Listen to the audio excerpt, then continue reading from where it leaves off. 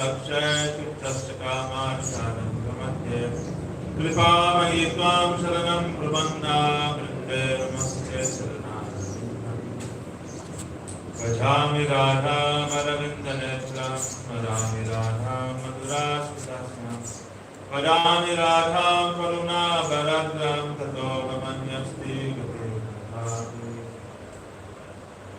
संसारदुःखजलनोपतितस्य कामा क्रोधारिणप्रमकराय कवलीकृतस्य दुर्वासना निगलितस्य निरस्य चैतन्यचन्द्रमम देहि पदावलम्बम् भज श्रीकृष्ण चैतन्य प्रभु नित्यानन्द श्री अद्वैत गदाधर शिवासदि गौरभक्तवृन्द हरे Krishna Krishna Krishna Hare Hare Hare Ram Ram Ram Hare Hare.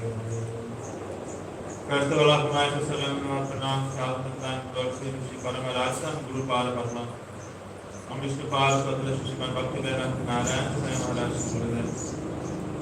Secondly, I would like to pronounce Thank God Sri Bhakti Vedanta Narayan, Guru Varga. I would like to pronounce the Vaishnava. Continuing reading from Srimad Bhagavad Gita, chapter 9, verse 1. Sri Bhagavan Vacha Idam Kute Guhyatamam Pravakshyamya Anusruyave Jnanam Vijnanam Sahitam Yak Gyata Moksha Se Subhat. Sri Bhagavan said, O Arjuna, because you are non-envious, I will impart to you this most confidential knowledge, which is endowed with the characteristics of Shuddha Bhakti and which bestows direct realization of me. Such knowledge will liberate you from the miseries of this material world. Yesterday we heard the Bhavanuvad, now we will hear the Prakash Kavritti by Sri Gurudev. In the 7th and 8th chapters, Sri Krishna explained Pradhani Bhuta Bhakti and Kevala Bhakti, the difference between the two. In the present chapter, he is clarifying the supremacy of Kevala Bhakti. Kevala Bhakti doesn't depend on the purification of the heart. Bhakti Devi can even mercifully enter the hearts of the extremely abominable persons who are gripped by all types of anarthas and turn those persons into supremely pure, highly exalted Mahabhagavats who are worshipful for the whole world. She is very powerful in her own right.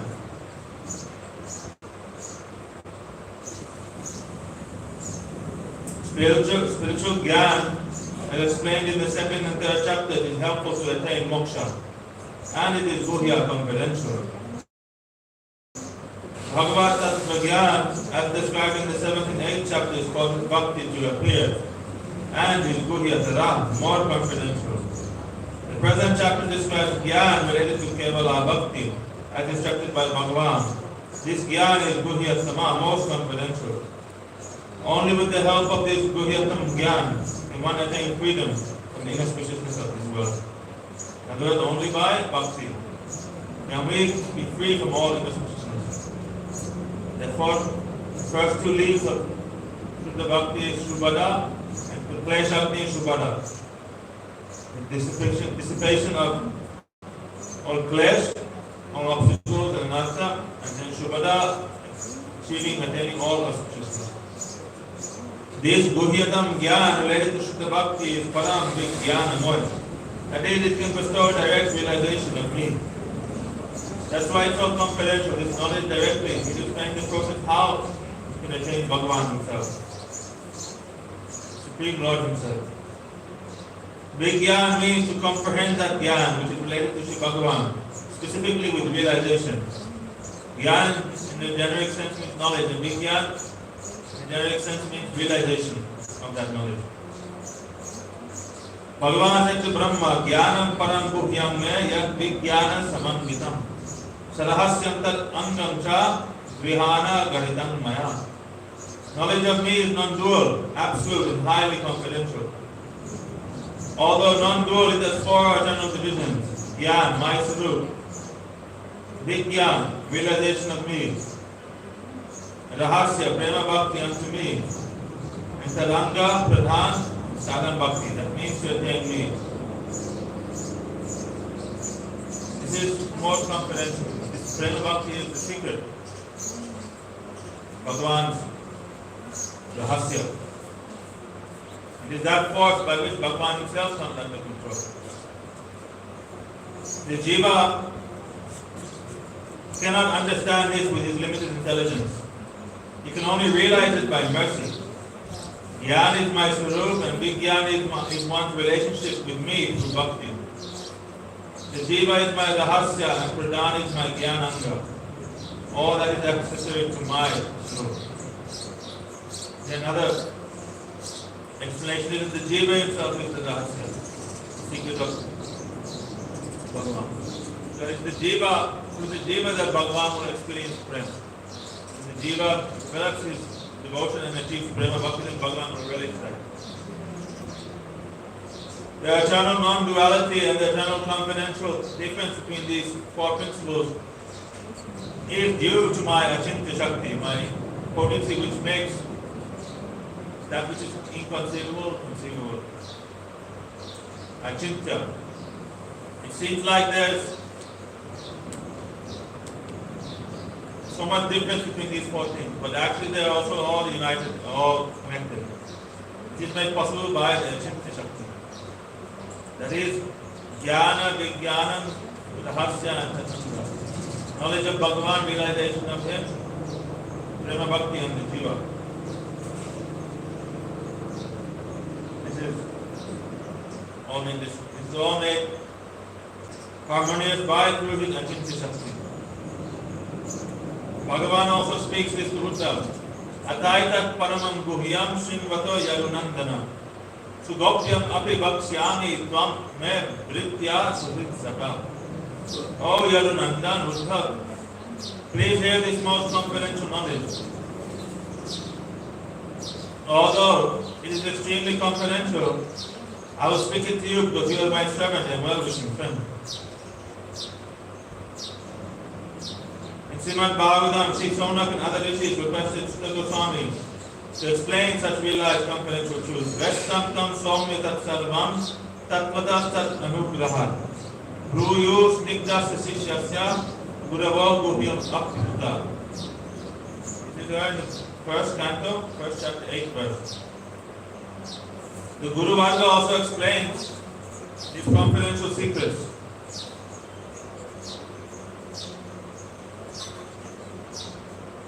To disciples of an affectionate nature. Here also Bhagavan Sri Krishna is imparting his Guhyatama Gyan to Arjuna, knowing him to be free from envy and hatred, and that he possesses an affectionate heart. The meaning is that this Guhyatam Gyan is instructed by a genuine Tattvagya Guru, only to the type of disciple previously mentioned.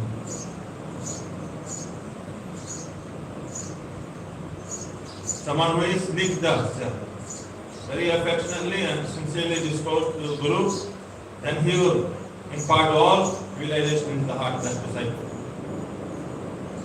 A similar instruction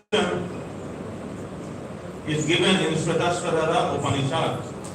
Vedante paramam guhyam purakalpe prachodhitam na prasantaya datavyam na putraya sishyaya bakuna yasya deva parabhakti yata deva tata guru tasya ite kathigrahyasya prakashante mahatma.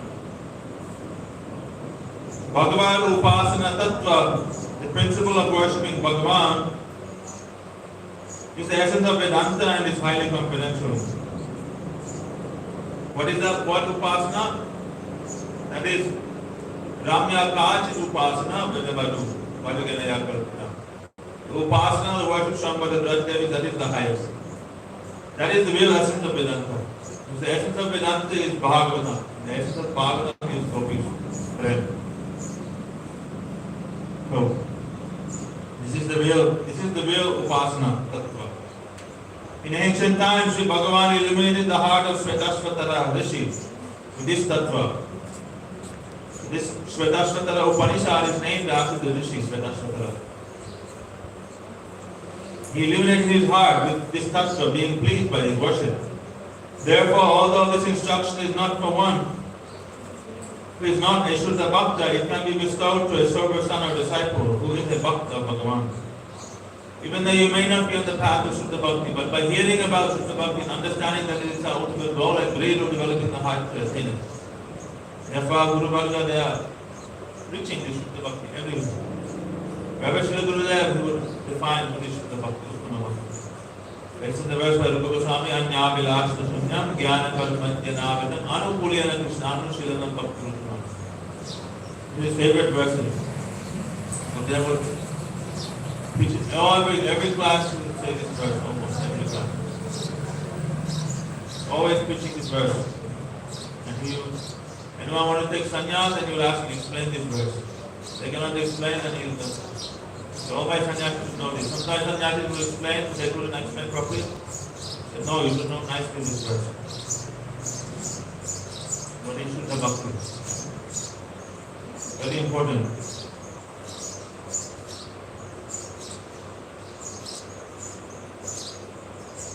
All the confidential meanings of the Shrutis fully illuminate the heart of the sadhak, the heart, the Mahatma, who has para bhakti for Bhagavan and equally for his Gurudev. In this context, it is worth contemplating Bhagavad Gita 18th chapter 54-58. So, the reason why this verse is so important, Anya Vilash Sunyam, is because it acts like a barometer, a measuring tape. We should measure ourselves, see whether we are doing bhakti or not. What is pure bhakti? And am I doing this? Am I actually doing Uttama Bhakti? What am I doing? If we are not doing them, we can adjust ourselves. We should try to make some adjustment. We should try to aspire and pray to enter into this line of Uttama Bhakti. We don't know what pure devotion is, how can we understand, how can we ever achieve it? So that is the gold standard by which we should come up to, nothing less. If we don't have Shuddha Bhakti, Uttama Bhakti as the standard, then people will satisfy or be content with lower standards. And then the line of Shuddha Bhakti will stop. It will become mixed. When the standard has been set, Bhakti means Uttama Bhakti. At the time of Rupa Goswami, then we know. Have to keep endeavoring, progressing to achieve this devotion. Unless we have this devotion, my devotion is not pure. Bhagavan will not relish that kind of mixed devotion. So this is very important. Someone who is Nikdasya Shasha, in his heart, all these things will be manifest. All this realization, this knowledge, this devotion will manifest in his heart. And therefore one should surrender. Yatvi Jnanam Guru Evavi Gachet Samit Pani Swatriyam Brahmanishtam. One should approach the self-realized spiritual master, Guru. The firewood in the hand, that means carrying one's faith. One should surrender and inquire from him and serve him. In this context, there are two histories spoken by Srila Gurudev. He always speaks these two. One of Aruni and one of Upamanyu. Dala, another name. So Aruni, he used to serve his Gurudev. And his Gurudev had a big farm land, and he would plow the fields, plant crops, and he would maintain the fields for his Guru. Then, that time, one day it started raining so much, heavy rain, and the whole field began flooding. And water was pouring in to one channel. And therefore, to block the path of the water, to divert the path of the water, he tried in so many ways he couldn't. The field was getting ruined. Then he laid down there on the field to prevent the water from ruining the crops. And in this way, he diverted the water. But he was lying there all night, and his body began shivering and became very cold. But he didn't leave. He was trying to protect the crops. This morning, his Gurudev came and saw where his disciple Arun. Not fine. They called him, Arun, Arun, where are you? He walked and he saw, he was lying there. And he protected the field. He was very, very happy with him. He lifted him up and blessed him. He blessed him with all knowledge, everything manifested in his heart. With that, selfless Guru Seva. Another instance, Upamanyu of Dala, he used to take his cows every day, his guru's cows every day for grazing. All day he'll be gone and come back in the evening. So, his guru was testing him. So he didn't give him he didn't send any prasad with him, any food with him. Every day he'd come back and he would not even ask for anything. He had all energy, everything. So then he asked, what are you eating out there? So Gurudev, I sometimes drink the milk of the cow. Don't do that. Milk is for Bhagavan service. Don't drink the milk of the cow. Yes, Gurudev. After some days passed, and again he saw still he was very healthy, energetic, not losing any weight. Then what is he eating? So they asked, what are you now eating? Oh, when the calves, they drink their mother's milk, all the cream that is on their mouth, I take the cream of their mouth and I eat that. Therefore I am very nice. So don't do that also. Cows, the calves, they lick the cream of their own mouth later. Don't steal their cream. Then, next day, evening came, he did not come back from cow grazing. Gurudev was looking for him. Upamanyu, where are you? Upamanyu. Then he heard one voice, Gurudev, I am here, I am here. And he saw, he was in one dry well, he had fallen inside the well. He said, oh, how did you fall in here? He said, oh, Gurudev, I cannot see anything. I lost my vision. I was very, very, very hungry. There was one plant. I broke to the stem of the plant. I drank the sap, the milk of the plant. I drank the sap of the plant, and now I have some blind. A quick plant. Then Gurudev helped him out and he embraced it. And I'm very happy with you. You did not neglect my orders. He was very pleased that he followed all of the instructions. And therefore, he blessed him also that everything manifested in Guru's heart. There was the history also, we know what is the power of following Guru's orders. There was this Samartha Ramdas, he was one great saint who was Maharaj. He was the Guru of Shivaji. Shivaji was the contemporary of Tukaram. And that time, Emperor Aurangzeb, the Muslim emperor, he was fighting with Shivaji, was having resistance fighter, trying to battling here and there. And he was always trying to catch this Shivaji. One time in the Vikrama temple, then the guards took around this Shivaji was there taking darshan. And the spies of the emperor, someone picked him up and they came with all their soldiers and they surrounded the temple. Tukaram that time, he was like, Tukaram also like contemporary sadhu for him. He knew who he was. So he prayed to Vikrama, please protect this. He is like the last hope, resistance fighter of India. He is a Vaishnava king also. If they catch him, they'll definitely kill him. So then, when they entered in to arrest him, and all the people started coming out of the temple. Then, the guard again catch him. Oh, I have caught him, I found him. Then, the guard was like, oh, the guys were catching each other. Wherever there was another soldier, they saw that soldier as Shivaji. But they all became confused. They began catching each other. And in that chaos, then Shivaji escaped from them. They protected him. So, Shivaji, he was fighting a long time. Another time they actually caught him, put him in prison. Aurangzeb in Delhi, they put him in the dungeon. Then, they were going to do his execution. Then, before his execution, someone sent so the emperor, before his execution, I want to give him these fruits. They sent him a box of fruits. They sent the fruits in there, they took the fruits out, hid the fruits, and he climbed inside the box himself. Then the guards came and they saw. They took the box out actually, they carried it out. And then he was able to escape like that.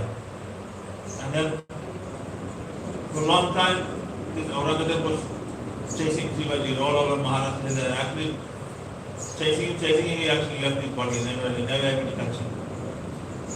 So his contemporary was Srimanta Ramdas also, he was Guru. And this Srimanta Ramdas, he is also very powerful sadhu. He has many kathas, many. There was like, there was one, he was, came into one village, there was some lady, her husband had died. Then she was crying, but Bhakta said, no, she came out, she came crying, she said, no, please listen to me. And so on happened, so sad. And he said, Putra Pati Baba, may you have 10 sons. Then she was like crying even more. Oh, but how?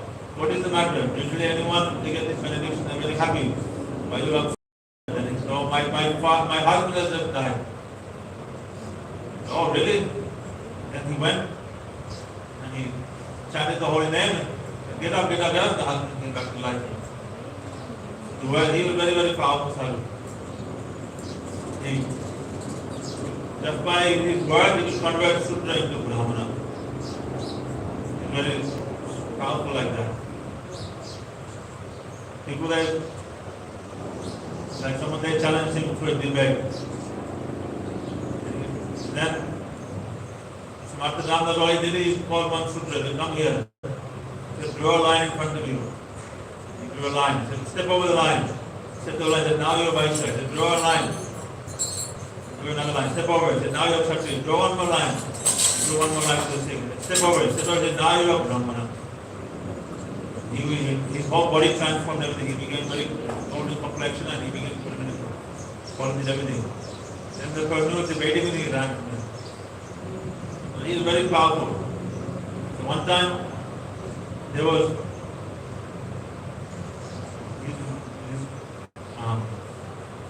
he even told Srimata Ramdas, he even told Shivaji, bring me the milk of a tiger.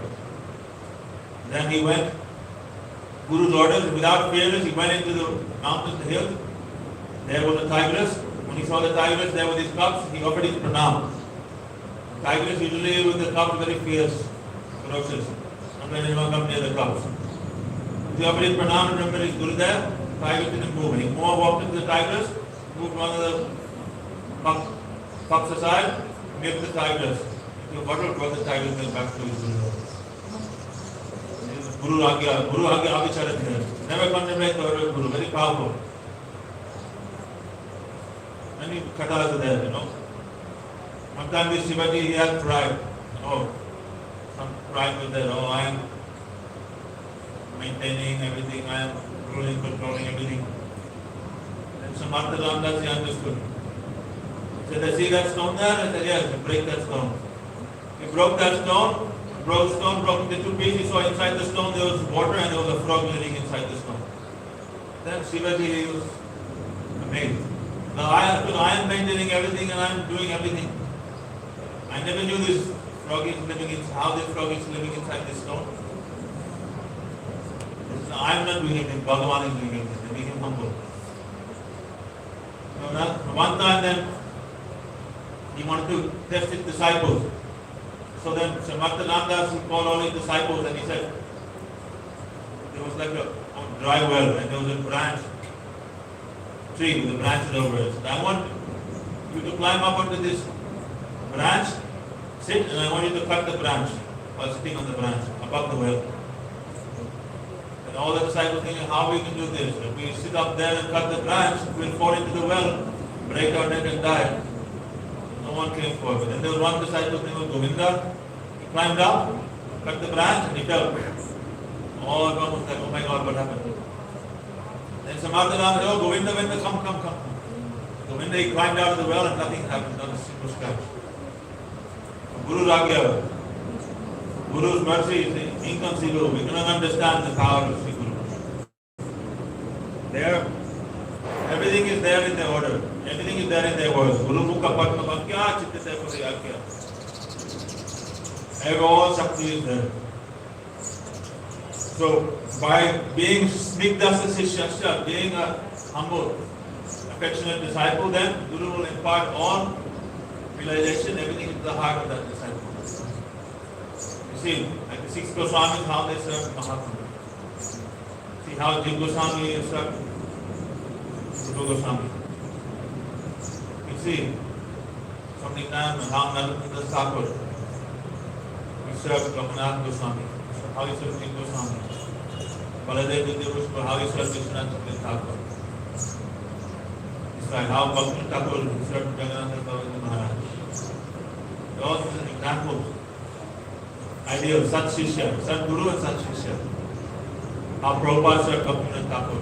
How Gurudev served Prabhupada. How Swami Maharaj served Prabhupada. How Gurudev served Prabhupada and Gurudev. How the Vaishnavas are serving Gurudev. We can see all these examples. These are beautiful examples, ideals that we can try to follow in our own life. Therefore, they show by their own acharan, by their own practice, how one should engage in Bhakti Yoga, how one should develop this relationship with the Lord. So this verse, Para Bhakti, will be manifest in the heart. Everything will manifest in the heart to one who has Yasya Deve Para Bhakti, Yata Deve Yata Guru, Taksayate Kaditya Yajna Prakashamte Mahatmana. One who serves Sri Guru with equal devotion as he serves Bhagavan, then he will achieve all success. If someone does not serve Guru without faith, then he is Sakshat Hari Pujana, he is a direct representative of Bhagavan and he cannot make advancement. If you think my Guru is eternal, near and dear associate of Samadhi Radhika, and this way, he should serve with all his body, mind, and energy, everything. Raja Vidya Raja Gohyam Pavittam Idam Uttamam Pratyakshavagavam Dharmyam Sushukam Kartum Ambiyam.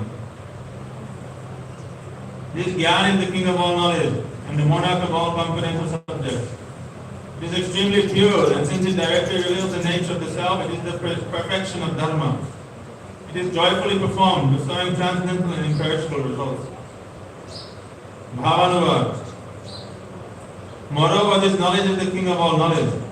There are various types of learning in worship, but their Raja king is only Bhakti. This Bhakti is the Raja of comprehensive subjects. In other words, Bhakti itself is very comprehensive. Although knowledge is of many varieties, this particular Gyan Bhakti along with Vigyan, realization of that knowledge, is the Raja of them all, the king of them all. As it is the most confidential. That is Bhakti, pure devotional service. It is the most confidential knowledge. All sinful activities are atoned for this by this Bhakti, Gyan along with Vigyan, which shows that this Bhakti is pure. Why is Bhakti considered to be realization of Vigyan? With knowledge, one may have knowledge but one may not practice. But when one practices Bhakti, when one has Bhakti, Bhakti is not just simple knowledge. Bhakti means Bhajda Seva, means practical service, practical application of the knowledge. Then it is Bhakti. Just having book knowledge and hearing about Bhakti, speaking Bhakti is not Bhakti, but one who has actually attained Bhakti, he is actually always serving, so it's actually practically doing it. Therefore, the realization of knowledge is when you not only learn it, but you actually apply it to your life. If you practice what you learn, then it is what you realize. Then you realize really the purpose of that knowledge. And it has some meaning. Therefore, Bhakti is always practical. It is based on service. Service moves. So Bhakti is pure. It is more purifying than Tvam Padartha Gyan, knowledge of the self. Sripad Madhusudan Saraswati says that this Bhakti can destroy within the blink of an eye the gross and subtle stages of all types of sinful activities accumulated over thousands of lifetimes, as well as their cause, which is ignorance. Thus, it is supremely purifying. Pratyaksha avagamam means that which can be perceived or realized directly. Srimad Bhagavatam says, Bhakti paresh anubhava viraptir anyakta chaichatrika ekakalaha prapadyamanasya yatavshnatatshyus tushti pushtikshud apayo anugasam. A person who is absorbed in eating achieves happiness from tasting every mouthful of food. Nourishment as his stomach is filled, and relief as his hunger is removed. These three results come to him simultaneously. In the same way, a person who is engaged in bhajan of Sri Hari simultaneously attains prema, realization of Parameshwar, and detachment from sense objects. So here prema means, bhakti means what? Prema bhakti. Just like in the verse we say, Satam prasannam mamagirya sammido bhavanti sit karna rasayana katha. Tad joshanan ashapa varga varmani shraddha ratil bhakti anupravishati. Here it says that one who hears Harikatha, Satam prasannam mamagirya sammido, copies of Sri Krishna, Raj Dham, in the company of Sadam, saintly persons. Bhavanti sit karna rasayana katha. This is a tonic, this Harikatha, which is tonic for the heart. It's not to be drunk with the mouth, it's drunk with the ears. It is hit karma, it goes into the ear, down to the heart. Normally when you drink any tonic, it goes in the mouth, into the stomach. But this tonic, this bhakti rasayana, it goes into the ear and it goes into the heart, into the soul. Tad joshanat ashu apavarga vartmani. One goes on the path of apavarga. Apavarga vartma. You have pavarga and apavarga. Pavarga means Varga means like group. Pa is the word pa, P-A in Sanskrit, in Hindi, in Sanskrit. You have pa, ma. This is the group. In Sanskrit, there are four consonants in one group, followed by a na. So you have ka, ga, na. You have cha, ja, na. Tata dadana, like this. Tata dadana, karta dadana, and papa baba ma, yara la basha saha, like this. It's the alphabet. So here the pa marking means this, pa, ba, ma. And each one indicates something like this. I don't remember that exactly. It's been a long time I've heard, but there it's like pa, it's pa, ba, ma. It refers to like different stages and different anxieties in this samsara. Finally, the end ma refers to mara, death. It's called the pavarga. It means the path of enjoyment basically. Pa, ma. I forget what is each one, but the last one is anyway ma. All it ends where? In ma and death, misery. It's called the pavarga. Means the path of this samsara. Growing up, enjoying old age, death like this. This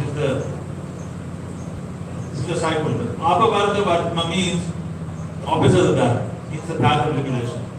The path of achieving all perfection. So, that Joshan Ashu Apavarga Vartmani, we enter into this path of liberation, going free from this endless cycle of birth and death. When what? When hear this Harikatha, Rajkatha from the lips of the sadhu. And then what happens? Shraddha, Ratir, Bhakti, Anukramishati. In Anukram, in sequence, we progress from Shraddha, that is Paramantik Shraddha, to where? To Rati, that means Bhav Bhakti. And then Shraddha, Ratir, Bhakti. And Bhakti here also means Prema Bhakti. Just like mentioned here, the word Bhakti is referring to this, Prema Bhakti. So, when we say here Bhakti Paresh Anubhava Vidaktir, Bhakti here means what? Prema Bhakti. This is Sri Krishna said that if you doing Bhakti, you desire to do Bhakti, this should be your parameter. This should be the medium or the means by which you actually measure yourself, whether you are doing Bhakti or not. Rupa Goswami's definition is also metaphysical, to understand what is pure devotion. But this is to see whether, actually this verse shows whether we are doing devotion or not. So Bhakti Paresh Anubhava Vyakti. So Bhakti, Prema Bhakti will come. Just like when you eat food, what happens? You achieve nourishment, your body, you get strength. Feel satisfaction, happiness. And then also your hunger goes. Three effects by eating, simultaneous effects. Similarly, if you do Bhakti, The three effects simultaneously will take place. Bhakti, Paresh, Anubhava, Virakti. And Netra. So you will become, by doing Bhakti, you will get Bhakti, Prema Bhakti. Bhakti Sanjayate Bhakti. By following the path of devotion, your Bhakti will increase, all the way up to Prema. Then Paresh, Anubhava, you will have Anubhava of this, of Paresh, Parisha, that is Parameshwar. You will realize, speaking absolute truth. Realization of Him will come as you doing Bhakti. And Virakti becomes simultaneously detached from everything unrelated to Bhagavan. If realization is not coming in the heart, your Bhakti is not developing, and you are not becoming detached, that means there is a loophole in your Bhakti, in the process. And you need to fix those loopholes. You have many holes in the bucket and you are pouring water, and the water is coming out.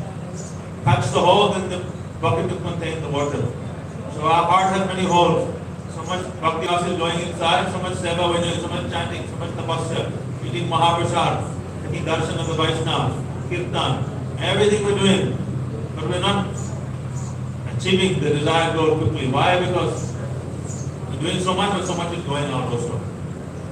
Therefore, patching the holes. What are the holes? The holes are Vacha Vegam, Manasa Krodha Vegam, Jiva Vegam, Udarupasta Vegam, Etna Vegam, Jira, Sarva Abhima Patikinsa Sisya, Atyahara Prasasya, Prajalpaniya Makula, Jnana Sangha Salavanacha, Sadbir Bhakti Vinashati. Don't speak Prajalpa. Control the urges of the mind, anger, genitals, the tongue, the stomach, all these things. Don't do prayas, don't do overreach, don't over endeavor, don't have greed for bogus philosophies, don't go into bad association. These are all the holes.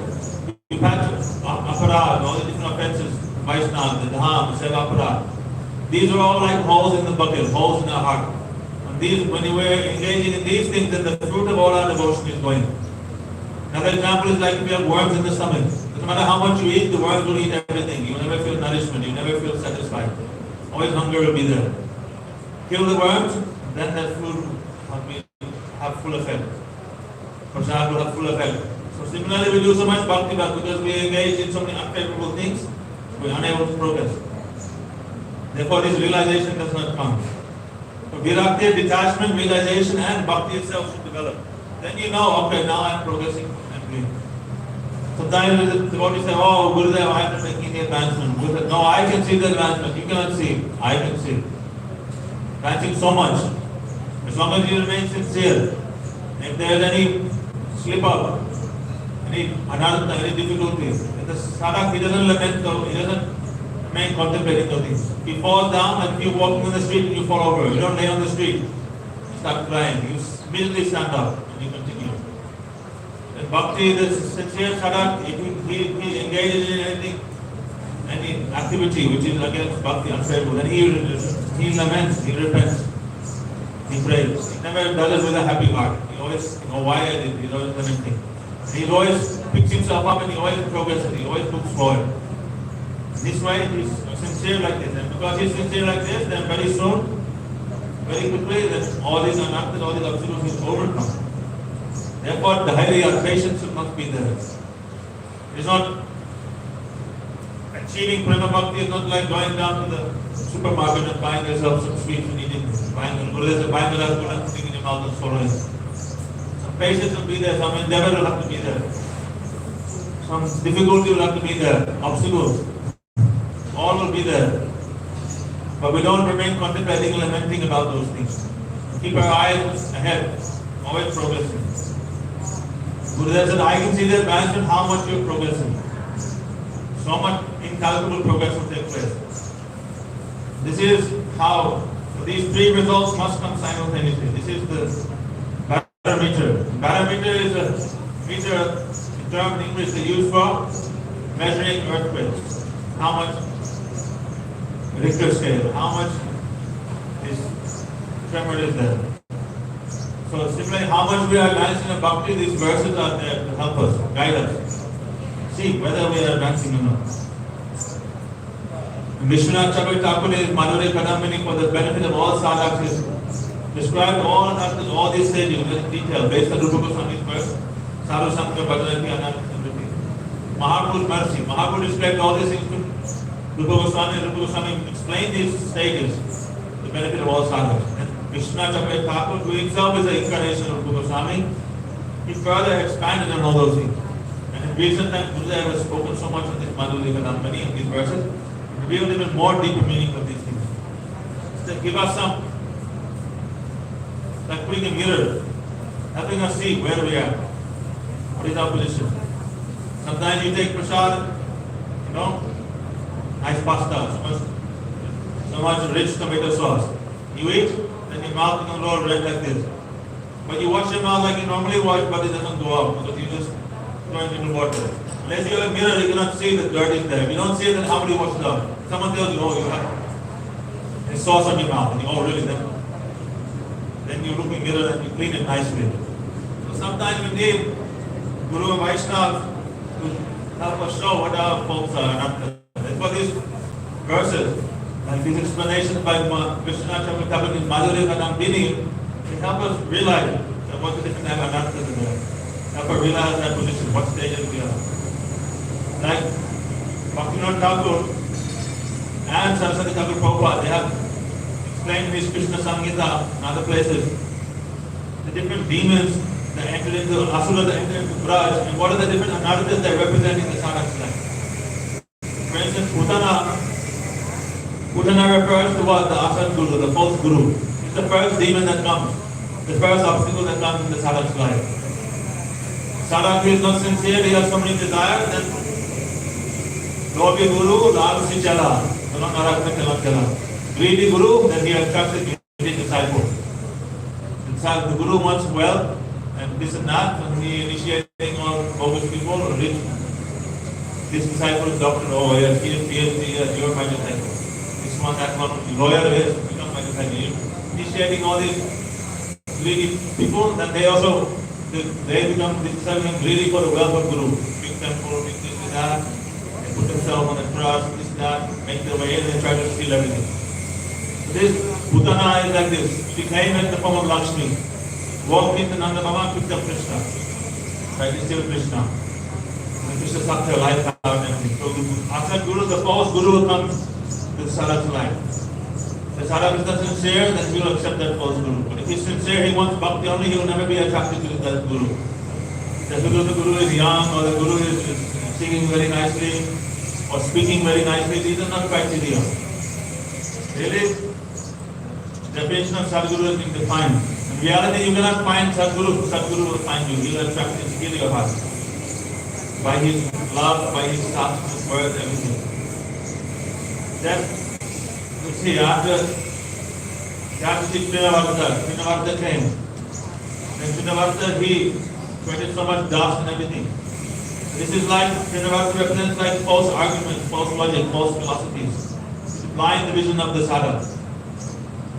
Hearing so many bogus philosophies and so many this and that, and the disciple also goes the wrong way. So many different bogus gurus are there. Osho. He's telling you enjoy so much till you cannot enjoy the detachment from God. But it doesn't matter how much ghee you put in the fire is never going to dissipate. There's unlimited ghee, unlimited enjoyment. The Atma will never be tired of enjoying. The Atma is eternal. The Atma has eternal desire. You can never feel that. Then Shakadasur came without any form. This is like impersonalism. And therefore we have to be aware of this Mayavad, this impersonalist philosophy. Let this anartha enter into our heart. Somebody like this. Pralampasur, representing duplicity, came in the form of a coward boy, but then picked up Balaram and tried to run away with him. So many different people represent different anarthas. Now, Guru Bhargava, they are explaining all these things. Why? So that we can understand something. What is there and how we can be aware of these anarthas, how we can overcome them. And then these kathas, these verses, they all help us keep our vision focused on the goal. We want to achieve the prayojan, that is Prema Bhakti, nothing else. Finish here today, we'll continue. Gautamananda Hare Hare Va Jai Guru Pada Padma Ki Jai Guru Parampara Ki Jai Sachinanda Gaur Hare Ki Jai Saparsara Gaur Hare Ki Jai Vrindavan Dham Ki Jai Harinam Sankirtan Ki Jai Sankirtan Jai Bhakti Vinda Ki Jai Mantavati Vaishnava Ki Jai Jai Gaur Pramananda Hare Hare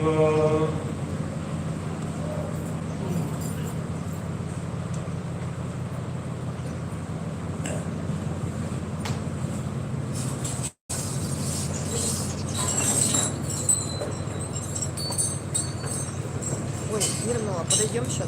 Подойдем.